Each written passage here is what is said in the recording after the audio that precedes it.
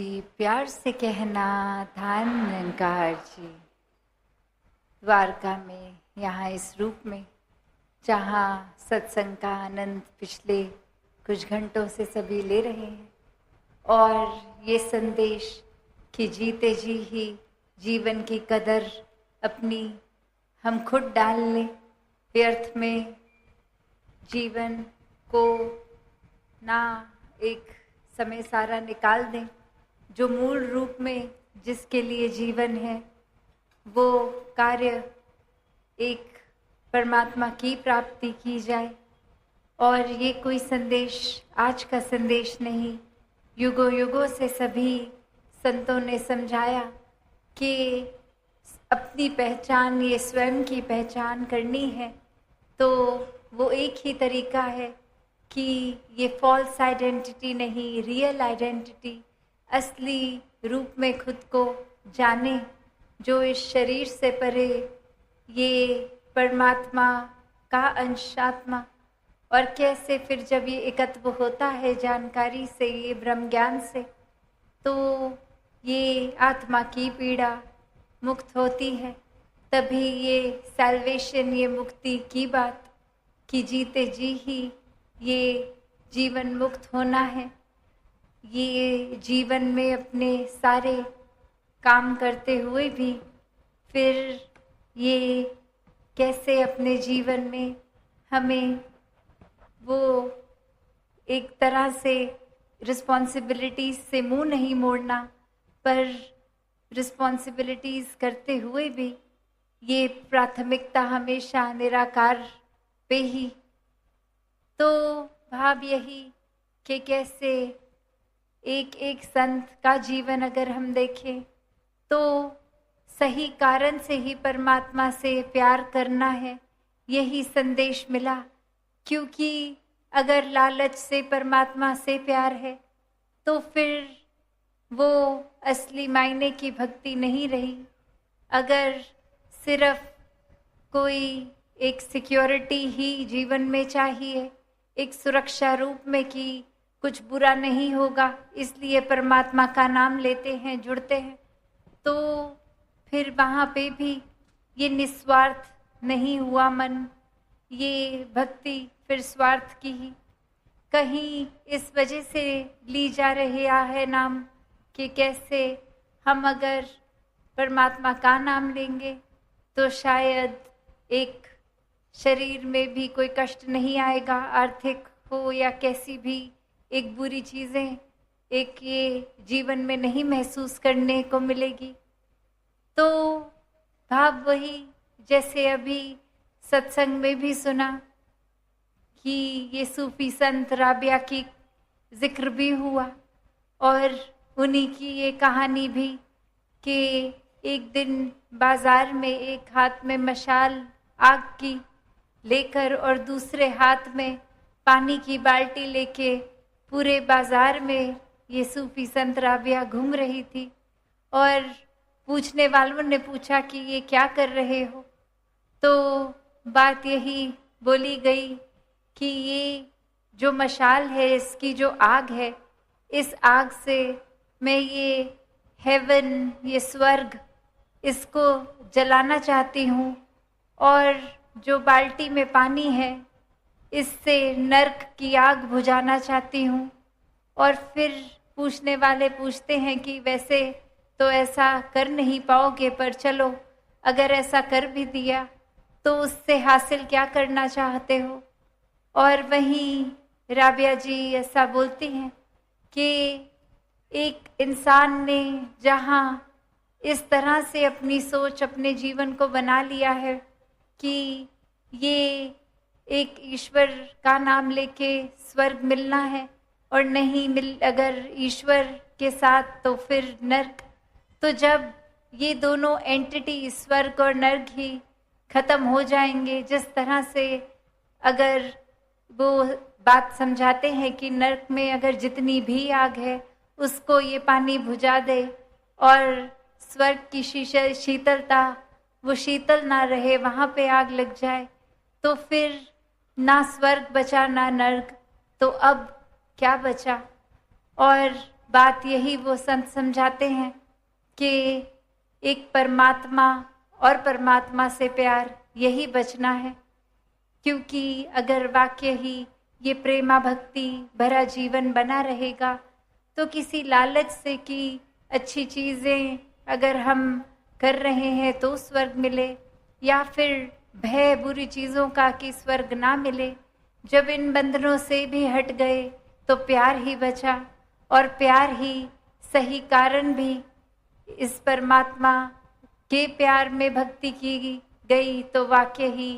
वो ही भक्ति श्रेष्ठ रूप में एक अपने प्योर रूप में भक्ति है। तो भाव यही कि कैसे हर कोई जहाँ जीवन में भक्ति तो करना चाह रहा है, चाहते ना चाहते भी एक परमात्मा की एंटिटी का नाम जिक्र ज़बान से ले ही रहा है, पर ये सब करना तभी मुबारक ज़्यादा है जब वाक्य ही परमात्मा की पहचान भी हो, परमात्मा को अंग संग हर समय के लिए ये एहसास रूपी नज़र से देखकर, ये ब्रह्म ज्ञान की दृष्टि से देखकर हर पल में परमात्मा ही दिखेगा। और फिर परमात्मा हर किसी में जब दिख रहा है तो फिर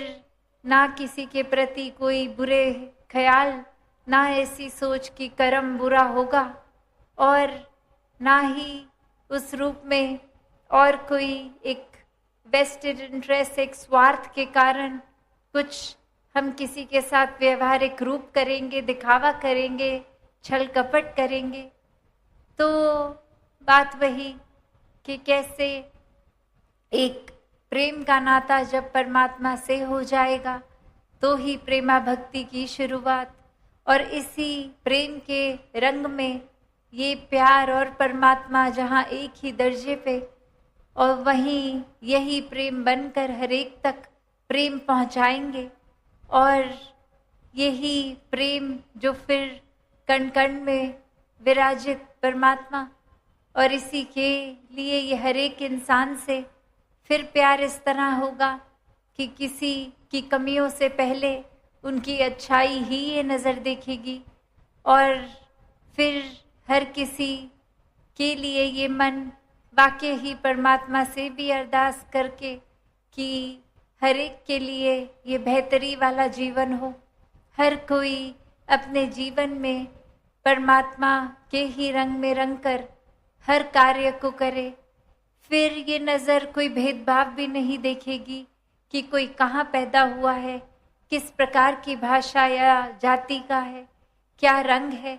या फिर स्त्री हैं पुरुष हैं, अन्य कितनी भी जो ये अलग अलग करने के कारण हमने बना दिए।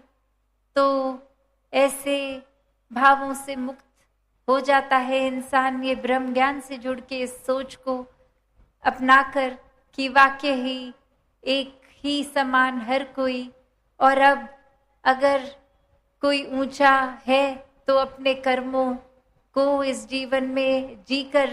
कि किस तरह सिर्फ ब्रह्म ज्ञान लेकर ही नहीं, ये कर्मों में हर पल में उतार कर जीना है। तो कैसे फिर अपने जीवन को वाकई ही वरदायनीय जीवन बनाना है, वरदान के रूप में बनकर संसार में, समाज में हर एक तक दिल से दिल मिलाते हुए चलना है। दिलों तक ये नफरत नहीं, ये प्यार के पुल बनाने हैं। तो भाव यही कि हर कोई अपने जीवन में जहाँ एक अगर प्यार को अपनाता है तो फिर वो शुरुआत, वो स्टार्टिंग पॉइंट ही परमात्मा है, और वो जर्नी भी कि ये हर समय में परमात्मा क्योंकि है हर पल में हर एक में, तो ही वही एक कारण भी है हर एक से प्यार करने के लिए। तो ये कारण जब है तो फिर शुरुआत भी, साथ भी और अंत भी, हर चीज़ जो भी हमारे जीवन का आधार है वो फिर ये निराकार ही है, और निराकार के सहारे फिर हर पल जीना बहुत सहज हो जाता है। फिर कोई भार ना हमारे मन में रहता है, ना किसी और को हमारे वजह से कोई भार फील होता है। जैसे एक वो भी उदाहरण कि अक्सर हम अगर देखते हैं कि कोई बैल और उसके सींग होते हैं, तो वो उस सींग पे अगर कोई मक्खी आके बैठ भी जाती है और उड़ भी जाती है, उस बैल को ना उस मक्खी के आने पे अपने सींग पे कोई भार महसूस होगा उस मक्खी का, ना उसके उड़ जाने पे उसकी कमी। तो बात यही कि अक्सर फिर बेशक वो मक्खी तो वहम भुलेखे में रह सकती है कि देखो मैं आई और उसके ऊपर अपने पूरे शरीर का मैंने वजन डाल दिया, उसके सींग तो कितने दुख रहे होंगे, और जब मैं चली गई होंगी उसको कितना आराम मिला होगा कि वो अब वजन नहीं है। पर यहाँ ये सहज में ही बैल, उसको तो ना उसके आने का कोई फर्क पड़ा ना जाने का। तो भाव यही जीवन में हम भी कभी कभी वो बैल रूप का ही एक तरह से अगर जीते जाएंगे तो बहुत ही वो सहज जीवन बनता जाएगा, जहाँ इस परमात्मा के ही प्यार में चल भी रहे हैं, कार्य भी कर रहे हैं, जिम्मेवारियां भी निभा रहे हैं, प्यार हर एक से होकर बनकर बांट भी रहे हैं, और फिर परिस्थितियां कैसी भी आ रही हो जा रही हो, ये एक दूर से ही या फिर ये आकर जाने वाली बात की ये फर्क उस तरह मन पे नहीं, ना एक मन गम में डूब रहा है, ना उचित खुशी का एहसास। ये बस प्रभु के रंग में कि जो परमात्मा कर रहा है वही हमारे लिए उचित है। तो वहीं अगर कभी कभी मन हमारा ये उस मक्खी की समान भी सोच ले रहा है कि देखो हमारी वजह से किसी को आराम मिल रहा है या किसी को बेचैनी मिल रही है, तो ये भी भुलेखा हमारा अपना ही है कि जो तो वाकई ही परमात्मा में मगन है उनको तो कोई फर्क नहीं है। और अगर ये कोई काम हम कर रहे हैं तो अगर उसमें भी दो हिस्से की अगर हमें लगता है अच्छा काम हमने किया, तो भी वो अगर शरीर वो बल परमात्मा ने दिया तो ही कुछ कर पाए, वो सोजी दी, तो उसका भी अहंकार नहीं। और अगर कोई बुरा काम कर रहे हैं तो वहाँ चेतनता की बात आती है कि ये अगर हम इस तरह से सोचते हैं कि चलो हम कुछ बुरा कर दें और फिर ये इसका भार परमात्मा पे डाल देंगे कि ये भी बुरा काम भी तो परमात्मा ने ही कराया होगा, पर वहीं एक चेतनता की बात आती है कि ये बुरा काम, ये कर्म करने की आज़ादी तो चाहे है हमें, अब ये चेतनता है जो हम अगर सही तरह करेंगे तो फिर ये पॉजिटिव ओर ही हमारे कर्म जाते हैं। और वहीं ये सोच के शातिर होके कि बुरा कर भी देंगे और पल्ला भी झाड़ लेंगे, तो यहाँ ये चेतनता नहीं, यहाँ ये दिल दुखाने का काम हो रहा है, यहाँ छल कपट हो रहा है। और जहाँ एक जानबूझ के दर्द किसी को पहुँचाने की बात है, उस मन में तो फिर परमात्मा हरगिज़ नहीं है, उस सोच में भी नहीं। तो कुछ अगर बुरा कर रहे हैं तो हम ही वो एक डिसीजन, एक चॉइस बना के कर रहे हैं, तो यहाँ पल्ला नहीं झाड़ना, गलतियों को सुधारना है, परमात्मा का सहारा लेके। और यही तरीका कि ब्रह्म ज्ञान में जिस तरह बिल्कुल ही सरल स्पष्ट हो गया सब कुछ कि अब तो कोई दो बचे ही नहीं, ये आत्मा परमात्मा का मिलन एक ही है सब कुछ, हर एक में भी, कहीं भी सोचे कण कण में, तो बस सब कुछ ही पूजनीय है। अगर हम छोटे तंगदिली में रह जाएंगे तो सिर्फ अपने ऊपर केंद्रित अपना ही भला सोचते रहेंगे, पर जब पूरी तरह परमात्मा के हो जाएंगे, पूरी तरह फिर इस संसार के हो जाएंगे, और भक्त तो हमेशा संसार के लिए ही आते हैं। कैसे हर एक का दर्द एक किस तरह कम करें, उसी तरफ ये अपने आप को चैनलाइज रखते हैं। तो मन में कभी भी ऐसे ख्यालों को अगर कोई नेगेटिव थॉट आ भी रहा है तो उसको मन में इतना टिकाना ही नहीं कि मन उसी में फिर डूबते हुए एक बिल्कुल रॉक बॉटम पे हिट करे और किसी तरह इतनी चीज़ अच्छी हमने अचीव कर ली और उसकी खुशी को भी इतना सर नहीं चढ़ाना कि वो अहंकार बन के हमारा ही विनाश हो जाए। तो ये बैलेंस की बात, ये जैसे अक्सर हम ये सोचते भी हैं और एक सुनते भी हैं कि ये मध्य मार्ग हर जगह, ये बैलेंस्ड अप्रोच हर जगह ही कामयाब क्यों रहती है, क्योंकि यहाँ हमें एक भी एक्सट्रीम पे जाएंगे तो वाकई ही वो हमारा नुकसान ही कर देगा। तो बात वही कि ये बैलेंस्ड अप्रोच बना के जीवन को चलाना है, एक हर तरह से ब्रॉडर विजन बना के, एक मन को, सोच को विशाल करते हुए हर एक को जब अपनाते चले जाएंगे तो ये बात भी समझ आ जाती है कि विचार तो हर एक के अलग अलग तरह के हो सकते हैं, एक रहना सहना अलग हो सकता है, पर ये तो एक अच्छी बात है, इसको किसी भी तरह से ये बुरी कैटेगरी में नहीं आ सकता। जैसे एक बाग में भी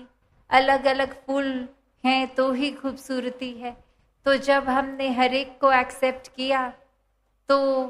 इतनी सारी खूबियाँ जो उनमें हैं वो हमारे जीवन में भी आते जाएंगी और कैसे निस्वार्थ होके फिर पूरे संसार को ही जब अपना मान लिया तो ये प्यार करते हुए हर एक की ये सेवा भाव भी मन में रहता है। तो हर कोई भक्त बन के वाकई ही एक जीवन को हर पल में जी सकता है। फिर भक्ति का मार्ग इस तरह से अपना लें तो फिर ये मन में कोई भी एक कनिंगनेस, ये एक श्रूड होके, एक चतुर होके, एक शातिर होके नहीं, भोलेपन में भक्ति, ये प्रेमा भक्ति हर पल हर कोई फिर कर सकता है। और फिर वो मन में वाकई ही ये एहसास कि परमात्मा उपस्थित है हर समय,